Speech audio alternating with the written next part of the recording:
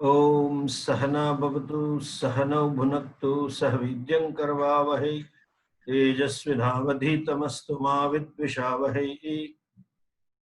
Om Shanti Shanti Shanti Shruti Smriti Purananam Alayam Karunalayam Namami Bhagavatpadam Shankaram Lokashankaram Shankaram Shankaracharyam Keshavam Badarayanam Sutra Bhashya Krito Vande Bhagavanto Punah Punah Ishvaro Gururatmeti Murti Bheda Vibhagine Vyomavadvyapta Dehaya Dakshinamurtaye Namaha Ajnanatimirandasya Gnananjanashalakaya Chakshurunmilitam yena Tasmai Shri Gurave Namaha.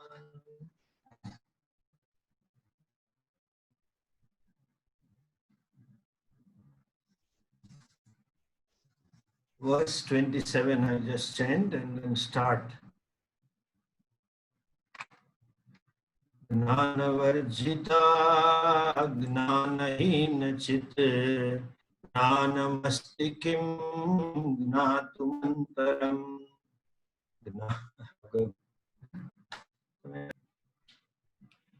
Gnanavarjita gnanahina chit gnanamasti kim gnatumantaram.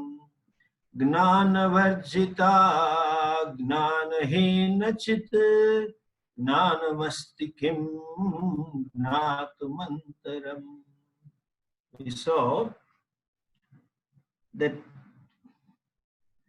the self is of the nature of awareness, and it's not an object of knowledge for anyone because it is a very subject. Therefore, it cannot be known nor it can be unknown as well. In a known terms, I understand the word. When I say I know something, generally I mean I know it as other than me. I know it as an object. I am the knower. I know. That means I remain the knower. There is something else I know. And when I say I don't know, then I refer myself as the subject, the knower, and some object which is not an object of my knowledge. So the word knowledge and ignorance is generally used to imply I the subject and knowledge and ignorance of a given object. Okay? The self-knowledge is not like any such knowledge, and self-ignorance is also not like any such ignorance. Therefore, there is a mantra in a Keno Upanishad when teacher says, Yadi manyase suvedeti nona vedeti cha. If you think I know well, you really don't know. Why? Because if you say I know is an object, I happen to realize the self in a meditation or at this time or that place, etc. There are people who celebrate, there are groups in India, they claim this is Guruji's Gnan Divas. You realize at some tree and some place, that means you don't know. It is a very subject. At the same time, self can never be unknown, much less it can be known. As an object, you cannot know it, and unknown also it cannot be because it is self-evident, self-revealing fact. That self-evident nature of the self, self-consciousness is self-revealing. Natatra suryo bhati prakasha, we have seen. Illumination, it's self-illuminating. Means to know its existence, you don't require any agency of any sense organs or any external light. It reveals self-revealing, self-evident fact. And this is where the error happens. I have earlier explained that if the rope was totally not seen, no one can commit a mistake of taking it to be snake. Why rope? Even a real snake, the fellow would have walked away. And if it was clearly seen, then also no problem. And also you will not, nobody can make a mistake that it is a snake. It is seen as something is. Therefore, the example of rope snake, when it is given, they tell in twilight, two friends are walking, and the one fellow just shouted, "Hey, there is snake, hold on." He pushed the other guy behind. And the other guy says, "No, it is rope." At twilight. No, you cannot say daylight, nor you can say dark at night, twilight. So also,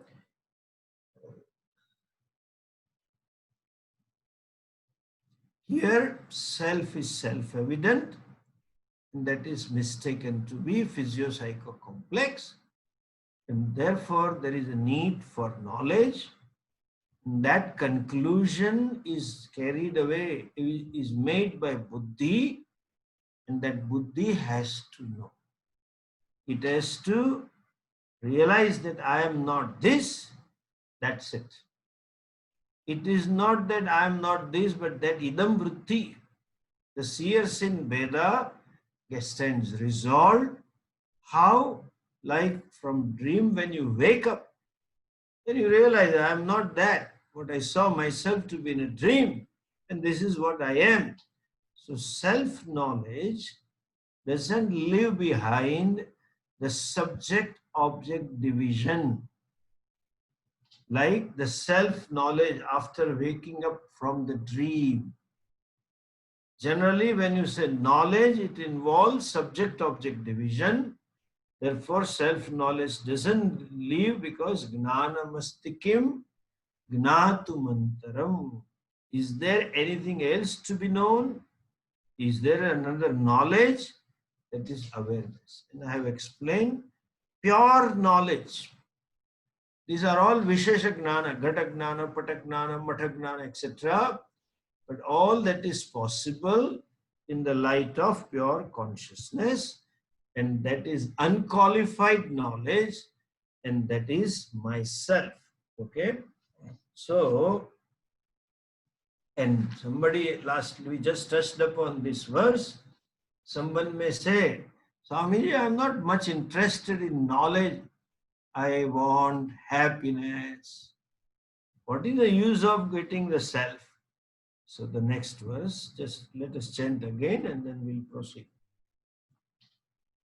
Kim swarupami tyatma darshane, Kim swarupami tyatma darshane, Avyaya bhava purna chit sukham, Avyaya bhava purna chit sukham, Kim swarupami tyatma darshane, Avyaya bhava purna chit sukham, Avyaya bhava purna chit sukham.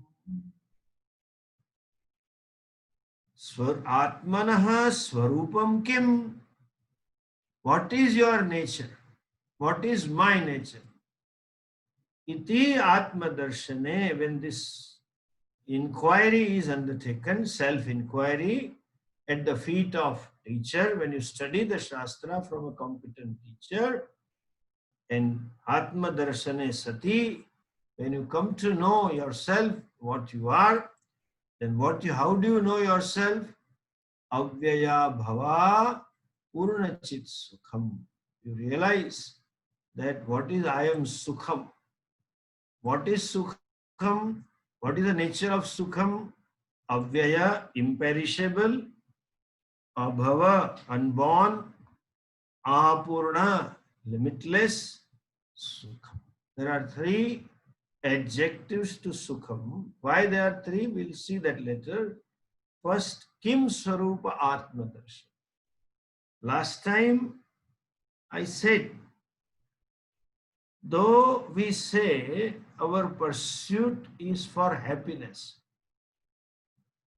but that pursuit stems from the desire to get rid of unhappiness. Okay? To get rid of something unpleasant. So pursuit is dukkha nivrutti.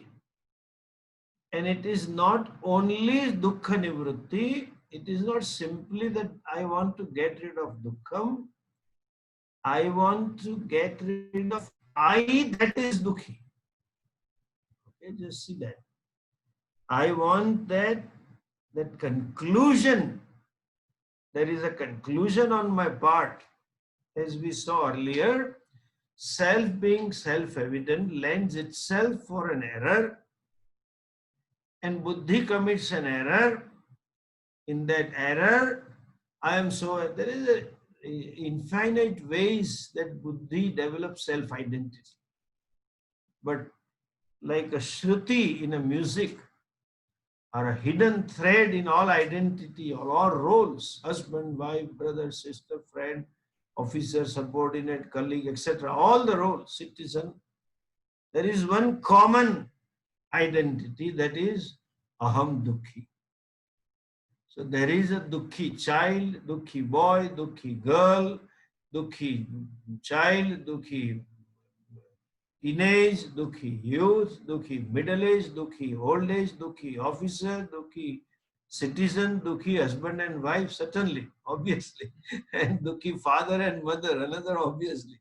And modern times, if you are in America, dukhi citizen, global citizen also today dukhi because of corona, there is always that.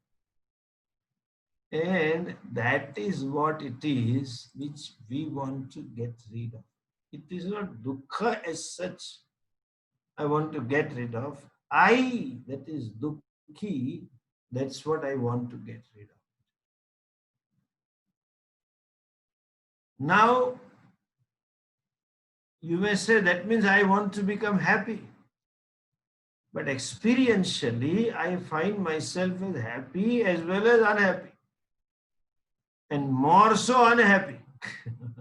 The sense of being unhappy is often, I see more. So what is my real nature? The simple answer is, in Sanskrit, there is a word swasthata. In English, it is health, they say. But swasthaha means healthy. But that word it has a loaded meaning. Swastha means swesthitaha. Swa means in one's own, stha. Swa means abiding in oneself. Okay? Abiding in natural state. Swastha means what? You are in your natural state. Aswastha means what? You are in unnatural state. Ill means you are unnatural. Why? Whenever one is ill, he or she is not comfortable. He or she is not at home with oneself. And that illness is caused by something foreign, something outside. Left to itself, the body is swastha. You are swastha unless you disturb that balance and equilibrium. So swastha means you are at home with yourself. You have no complaint. This is a physical health I talk to you. Therefore, in Gujarati, especially Jain community, when they greet each other in India, they say, Sukh Satama. Sukh Satama means, are you happy and at peace? When body is swastha, I am physically happy. There is a peace, physical level. But mentally, or cognitively we are asvastha. What is asvastha? As I said, as a son or a daughter, not at home. As a father or mother, not home. As a friend, as a citizen, as a spouse, whatever role. And hidden, there is one thing: I am unhappy. Now let us look at it.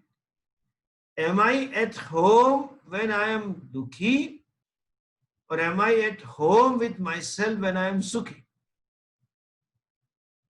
Obvious answer is, when I am happy, when I see myself as a happy self, I am at home. And when I see myself as an unhappy self, I am not at home with myself. Do I want to get rid of happy self, or I want to get rid of unhappy self? Obviously, I want to get rid of unhappy self.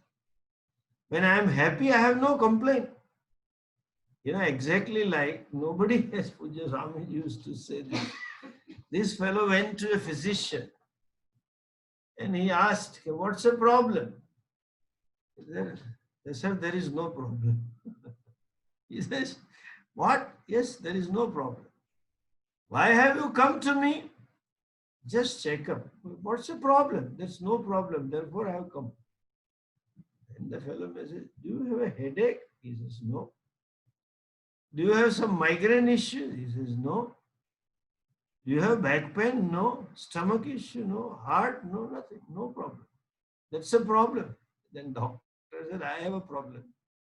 You don't need me. You go to 4th block.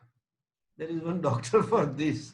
Psychic. You need to go to that doctor, not me. Similarly, the body, when it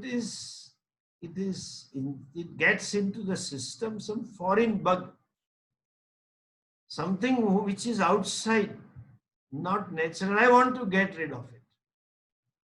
But when nothing is there is no foreign bug in the system, you are swastha. You don't say, Swamiji, I am very healthy now, I want some bugs, I want some corona.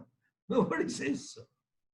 Similarly, when the person finds himself or herself as a happy person, there is no complaint.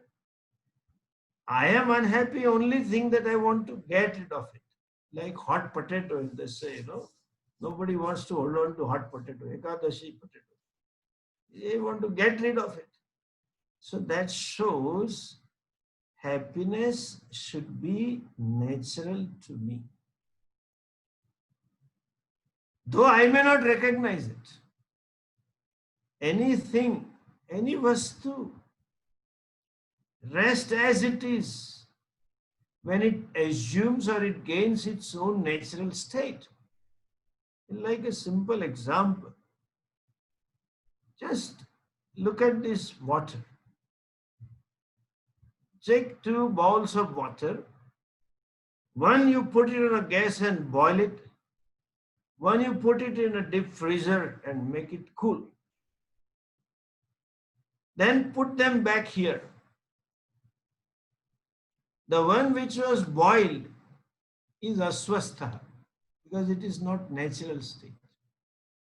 It wants to get rid of heat. And the one which is cold also is aswastha, wants to acquire heat. How long this prayatnam will go on, efforts?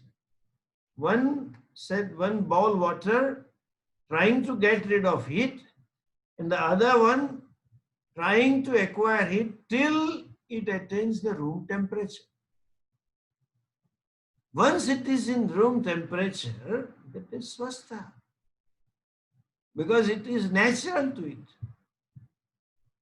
Doesn't have to do anything.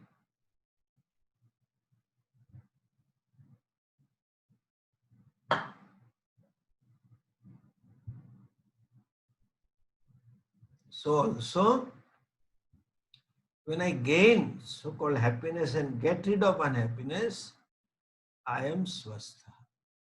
cognitive. That is my nature.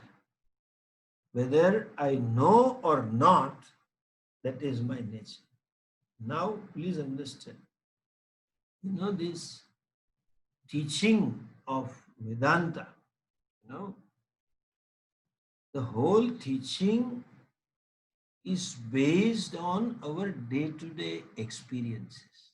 The teaching is regarding you as you are.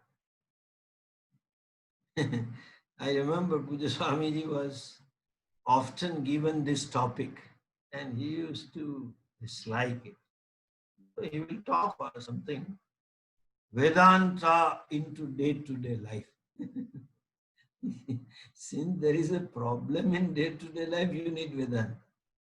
If there is no problem in day-to-day life, there is no Vedanta.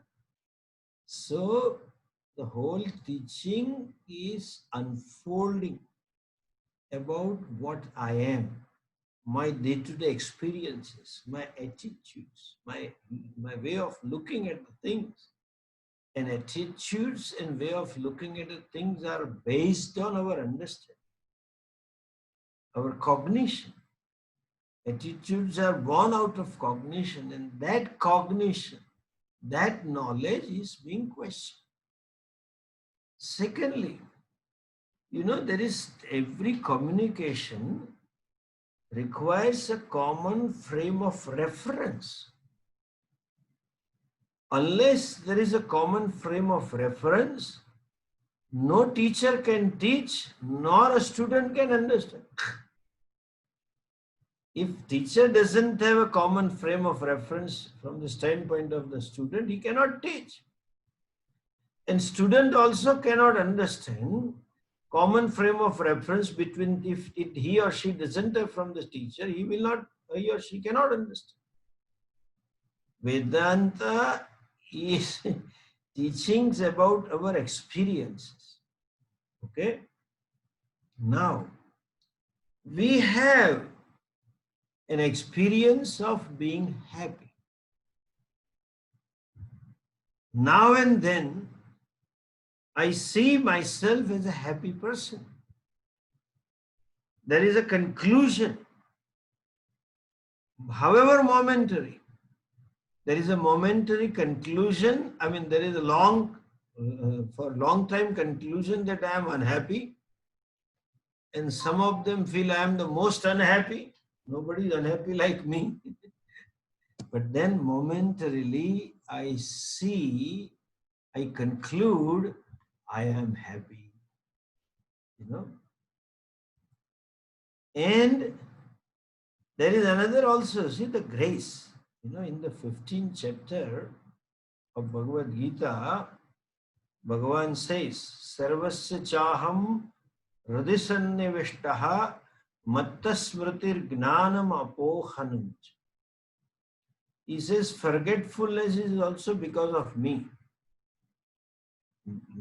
Knowledge is because of me, memory is because of me, and forgetfulness is also because of me. The capacity to suspend all memories, all conclusions. That's a great gift God has given. In fact, it is a grace. Sometimes when we learn to forget, double both ways. Like our mobile have this program. It will automatically upload on iCloud, your cloud account. Whatever is there, it will save it. But there is no program to auto delete. So sometimes you have to keep deleting unnecessary things. Look at this forgetfulness. You keep forgetting what all you eat and what all you wear. Unnecessary memory is not kept. Bhagavan keeps doing this, like rebooting the computer, and some of the memories it removes it. That's one. Second thing is, we suspend our memory.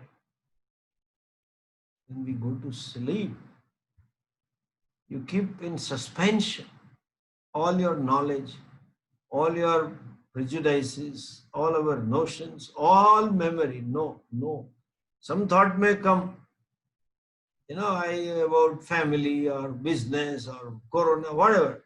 No tomorrow. You can suspend it and just sleep. When you wake up, you again pick it up. It is like power saver mode of the computer. The screen becomes blank. You learn to be blank when you have sleep. And that's capacity of suspension, capacity to forget. Apohanam allows you to be happy, lets you to be at peace for a moment. That gives you an experience of joy, an experience of happiness. Experientially, I see myself maybe for far and few moments, rare moments, but experientially I've seen myself as happy. In fact, it is only because of that fellow continues living. The fellow who misses to see himself or herself experientially happy commits suicide. And that experiential happiness, it is your nature, but still not recognized. Why? Because sahaja gnanam. But then what happens? Some object, some situation, some words, some person, something gives rise to a pleased frame of mind. Gives rise to a frame of mind which is happy. In other words, when it is in alignment with your raga, the situation is in complete alignment with what you like, what your raga dveshas, And those raga dvesha, I face a situation in alignment with raga dvesha, the mind which was projecting, the mind which was demanding, the mind which was wanting that raga situation or dvesha situation gets satisfied. When you get a desired object, what you wanted, but when, suppose there is a demanding mind, suppose there is a wanting mind, you are a little stressed and some messages come and you open the messages and there is some fun. There is some joke in the message and that clicks you. And then when you see the joke, you just laugh at it. And sometimes you burst into laughter. So loud that others may wonder what happened, What happened to these fellows? Like recently, today I received one that secretary reported to the president, said today 2,322 persons in America died out of corona. And for the first time out of them, there was one Tamilian. So then president was little blank-faced. The reporter thought secretary, yes, president might be thinking of some remedy. And he said, we have thought of these measures and these measures to contain this death and this medicine applies and etc. This fellow was seriously explaining the remedial measures that he has taken and some research. President asked his personal secretary, how many millions in Tamilian? How many million in one Tamilian? Because he is considering only million business. He is still in the money. Now this joke, that is where apohanam comes. You suspend all your problems. You suspend all your unpleasant memories. We suspend all our ragas and dveshas. We suspend all our notions. We suspend all our prejudices, expectations. Everything things suspended. You know, if you can't suspend, you will not be happy. So, some people, when they are too overpowered with some memory and some pain, I have seen in the class you cut a joke and whole class burst is and then comes back. Just gives a little laughter and holds back because that memory comes back. Suspension took place, but for a very fraction of a second, everything. So that apohanam is a blessing to suspend.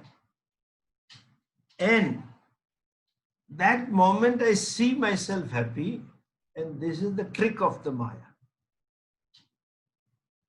Maya has two powers, Avarana Shakti and Vikshepa Shakti, non-apprehension and misapprehension. I don't know I am happiness, and somehow the happiness is projected on a given object, given situation, given person, whatever caused that suspension. And therefore, momentarily, experientially, I see I am happy. And that happy I disappears for whatever few reasons. And therefore, there is a demand to have that repetition of a given situation, to see I as a happy I. Because the imputation of happiness, that this vastu makes me happy, the imputation is already done because of Vikshepa Shakti of Maya. Fellow imputes that raga, sees the object as a source of happiness, something to make me happy, and that is what I always want myself to be, because I am at home only when I am happy. Therefore, there is a prayatnam, efforts to get that. Similarly, on the flip side of this, certain situations and objects which are in alignment with my dvesha, my dislike, makes me discover, see this unpleasant I, unhappy I. And they are just instrumental in getting the pleased frame of mind, mind which is ready for, which has suspended everything. And the self that time manifest, happiness is imputed there. So also unhappiness is imputed on objects and situations. It is like the sun is shining. It is light, but it is covered by the cloud. And suppose a wind comes and removes the cloud, and you see the shine, you see the light, and say that light is brought by the wind. And you are so happy in a winter, when chill factor is working, you see the sun, you are so happy. And suddenly, because of the same wind, another cloud comes, and you say sun is gone. When the mind assumes a pleased frame, the mind assumes a non-demanding state, non-demanding fulfillment of raga dvesha. Mind assumes a state of suspension of everything, momentary. There, it is like removal of a cloud, sun manifest, self manifest, which is ananda, and that happiness is somehow imputed on objects. Okay? Objects of likes and dislikes are just instrumental in bringing that frame of mind which suspends everything which suspends raga dveshas also, momentarily non-demanding, non-wanting, non-judgmental about oneself. Even that prarabdha fellow may laugh.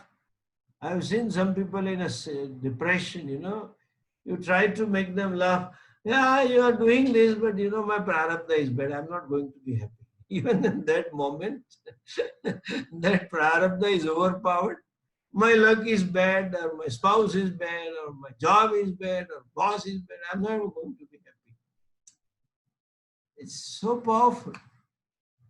Mind has to completely suspend wanting, demanding, prejudice, notions, judgments about myself and the people, etc. All that you give. Even I have seen people, they are just making innocent joke. The other fellow thinks, no, this fellow wants something from me, so he wants to please me and therefore he will ask for something. Apprehensions. This fellow has come for some work and therefore he is trying to do that. Apprehension.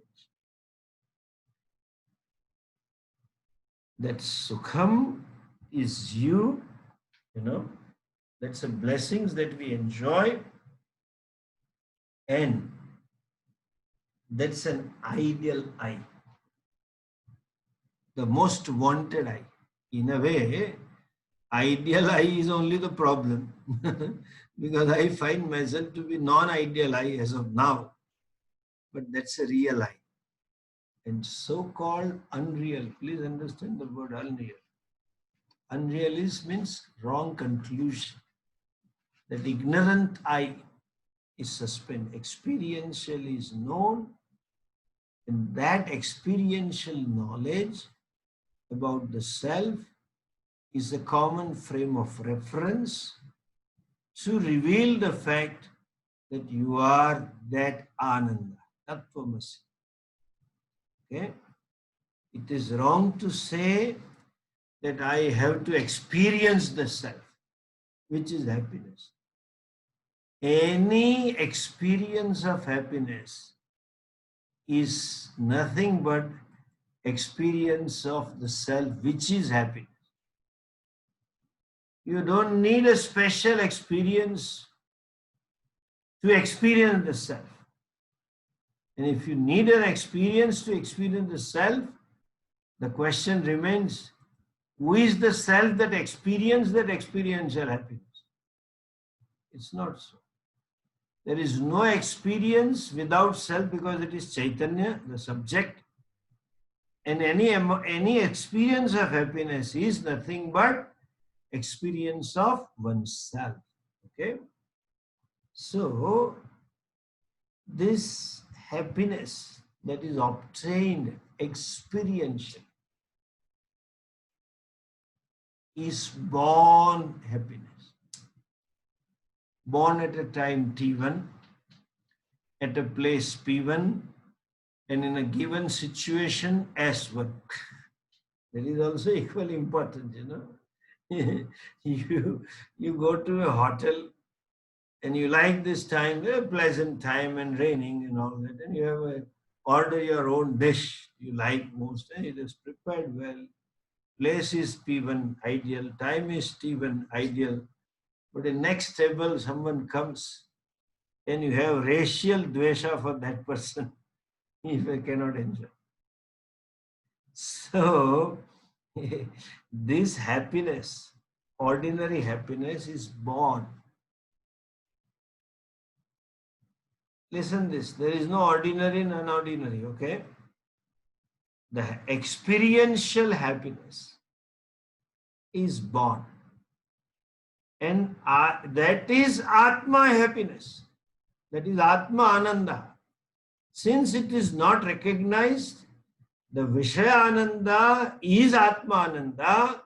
Since it is not recognized, to distinguish Atma Ananda from Vishaya Ananda, we say this unreal or experiential happiness is subject to birth.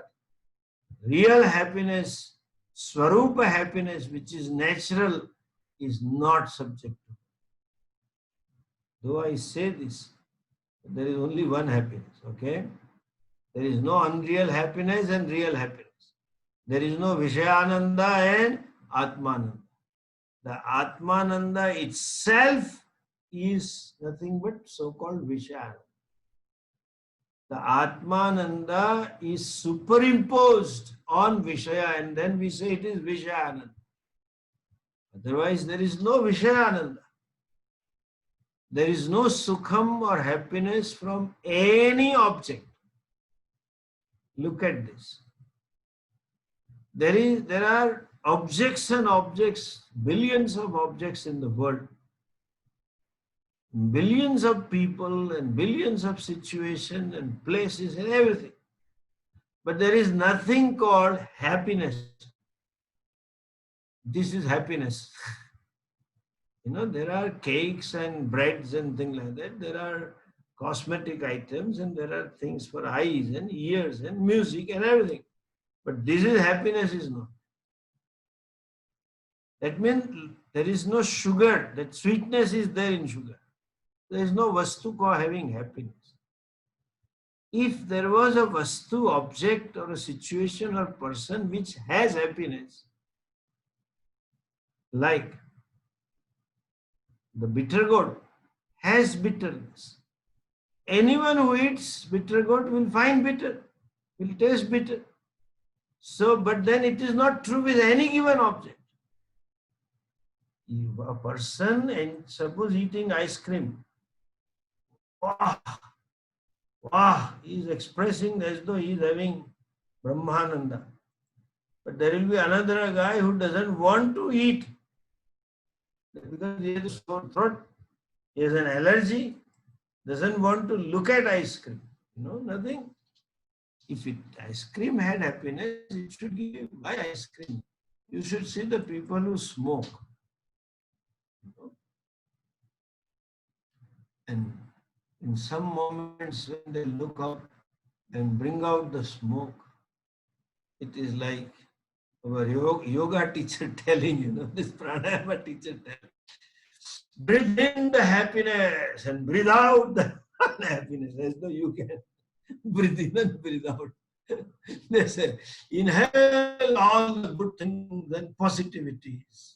Exhale negativity. If it was so simple, why should I do? Every day morning I will sneeze 3-4 times and unhappiness will go.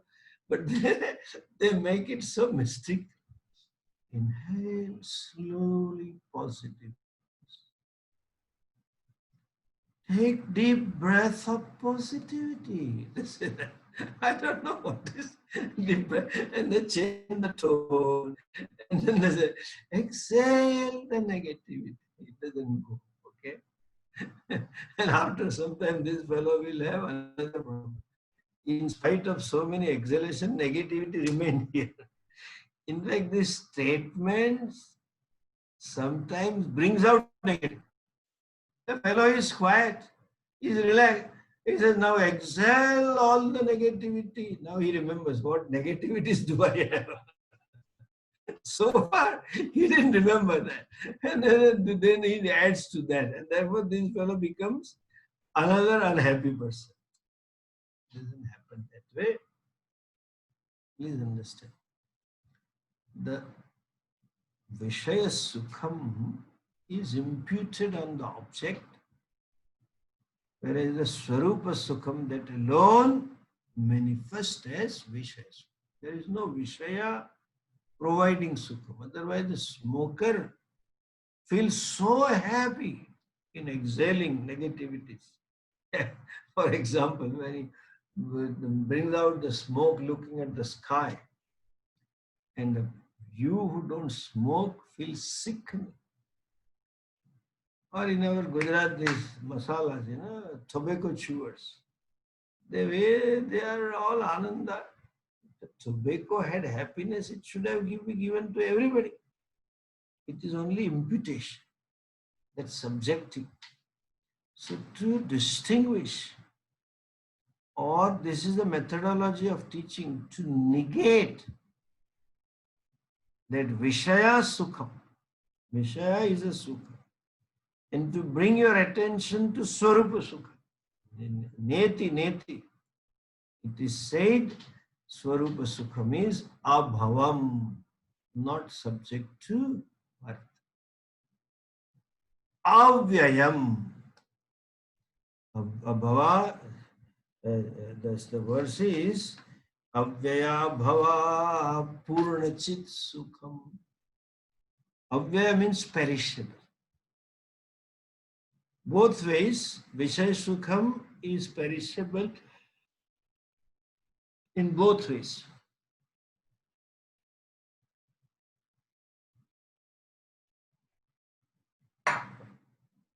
The object itself is perishable, and the subject himself or herself is perishable. So you lose the Sukham. Or your Indriya, the means of gaining Sukham, may not have that capacity. It is like there is a law in economics, law of diminishing or marginal utility. Any given object may give, say, let's say, X quantity of happiness, though it is unquantifiable. Every successive experiences, you lose that much happiness which you got at the first kick. Slowly, slowly, it loses its capacity to make you happy. So much so later on, you want to get rid of it. It's no more any source of happiness. And that is called garage sale. All the objects put in garage sale were bought by the owner. And they bought it because they hoped that it will provide me happiness. And it did make me happy. A shirt or some electronic item or a TV or a chair or whatever it is. Now it doesn't. It's a perishable. Swarupa Sukham is not perishable. And last adjective gives Apurna. Apurna means limitless. Okay? Full in whichever way. In other words, not conditioned by time, space, and objectivity. That means no time, no situation, or no place you lose that sukha. It is not conditioned. At all the time, at all places, and under any circumstances, you own up yourself to be happy. That is Ananda. It is Sukha. Okay? And last but not the least, either if you are having Indian origin and can follow this word, keep it Sukham as Sukham. Or translations may be happiness, not bliss. Why? Bliss is undefinable. When you say bliss, you think of some experience, something uncommon experience. I am saying that happiness that you get in a cup of coffee in the early morning, that is happiness. Simple cup of coffee. Or happiness that you gain by eating or wearing something or whatever way. That is happiness. And if you want, that is Ananda. And if you want a synonym for happiness, I would say fullness. Okay? Purnatva.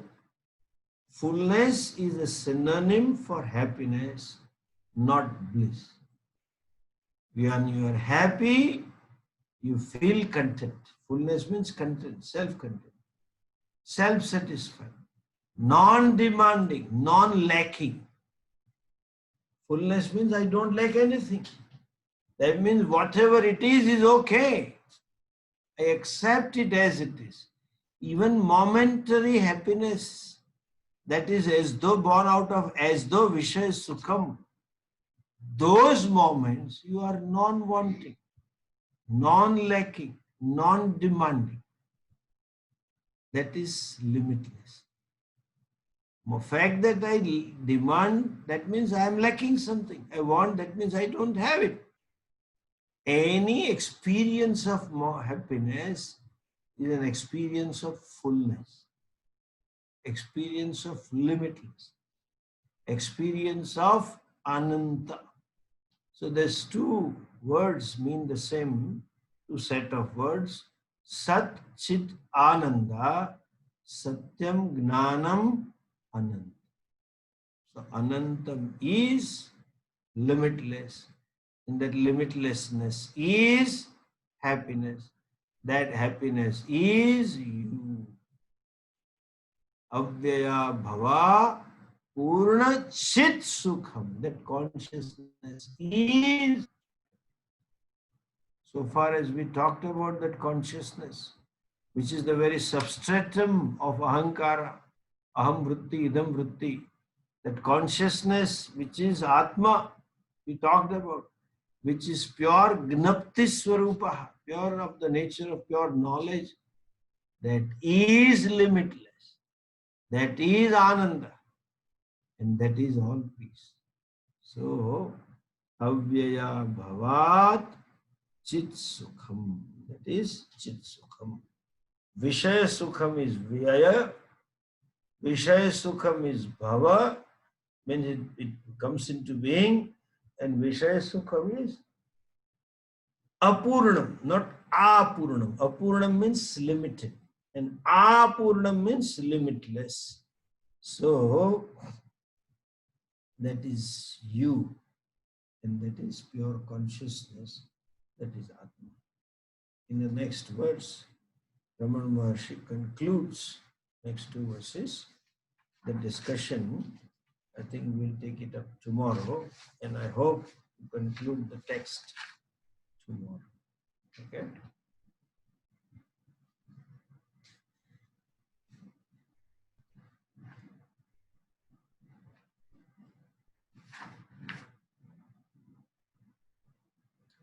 Om Purnamadah Purnamidam Purnat Purnamudachyate Purnasya Purnamadhaya Purnamevavashishyate. Om Shanti Shanti Shanti. Hari Om. Shri Gurubhyo Namaha. Hari Om.